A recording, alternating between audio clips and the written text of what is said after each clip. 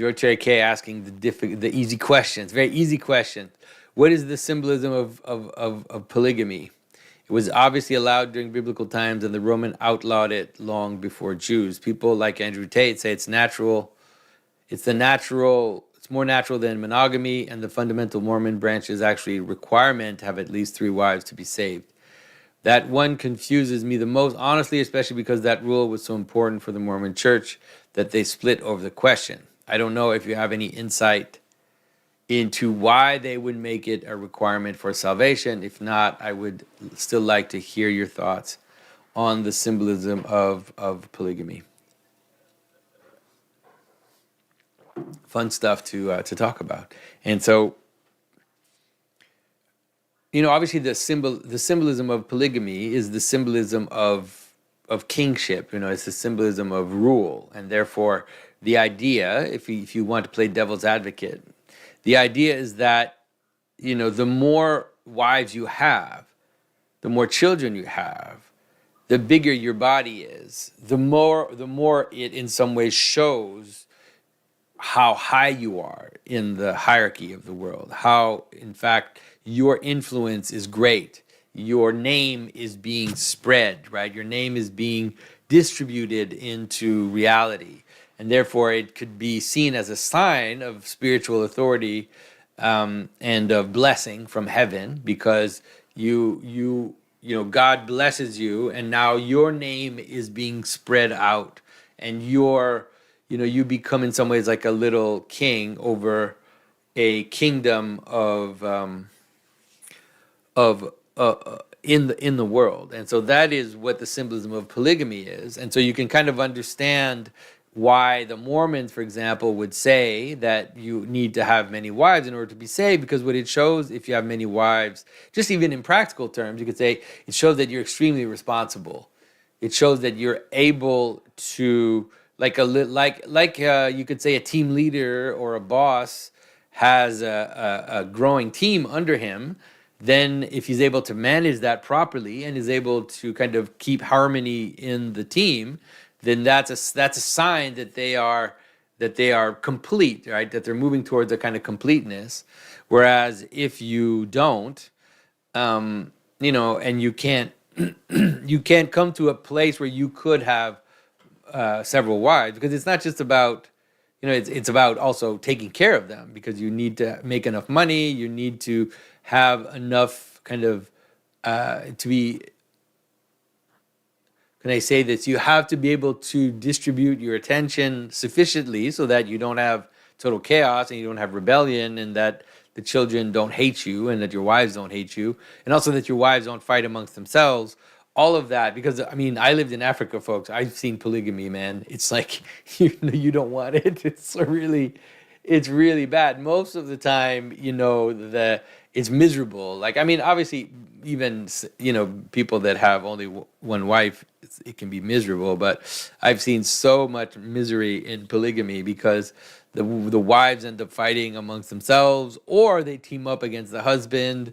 There's jealousy, there's conflict. It's very expensive. All of that. Now, okay, so I kind of explained what the image of polygamy is, but I think that the movement towards monogamy is a kind of movement towards the garden, towards holiness, towards true holiness, in the sense that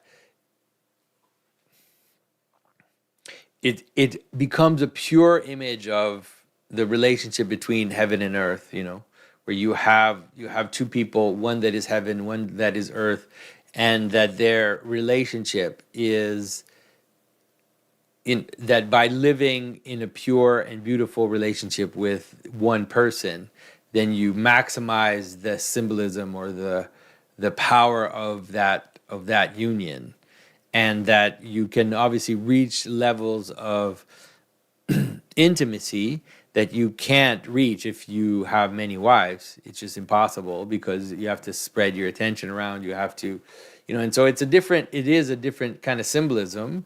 And in terms of Christianity, you can understand why it's both a symbolism that moves back towards the beginning, and a symbolism that moves towards the end, where in some ways the all of the cosmos is kind of united into a bridegroom. And so the heavenly Jerusalem appears as a single bride that is married to the Son of Man. And so I think that it is ultimately a more complete symbolism. And of course, like you said, that the that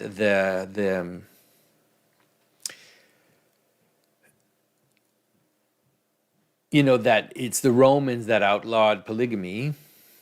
But I think that in the story of the Bible, the thrust is towards this imagery as being the most powerful. And the reason, if you look at in scripture too, you see that that's the case. And so, Abraham ultimately has many wives, but you only hear about the one, and it's the same with Isaac. And then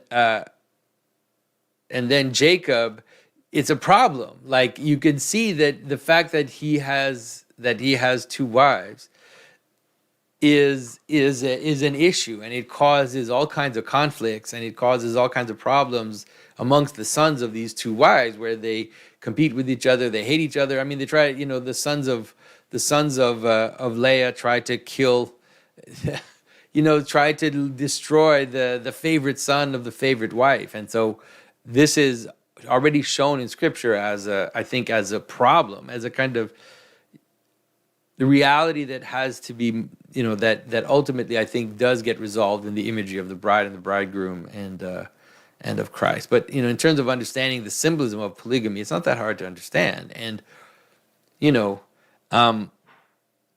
and so you take someone like Andrew Tate. Andrew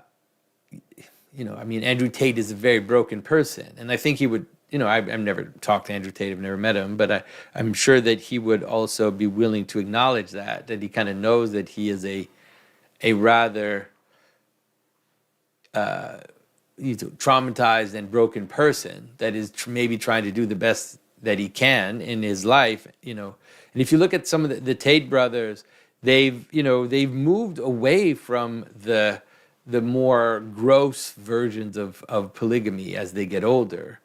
And so I think that we'll see that for their own soul. I think that if they're trying to be sincere, I think that you'll see that happening. And you can see the difference. Like, actually, if you think of the difference between the way marriage is construed in Christianity and the way that marriage is construed in Islam, you can actually see the difference between Christianity and Islam, which is exactly what I said. It's like in Christianity, you have the sense that what we're aiming towards is communion with God, is unity with Christ, perfect unity. And so there's this intimacy and this relationship that is seen as this call and response, as this exchange between the one that loves and the one that responds. Whereas in Islam means submission, folks. Don't ever forget. And so you have a man and you have four women.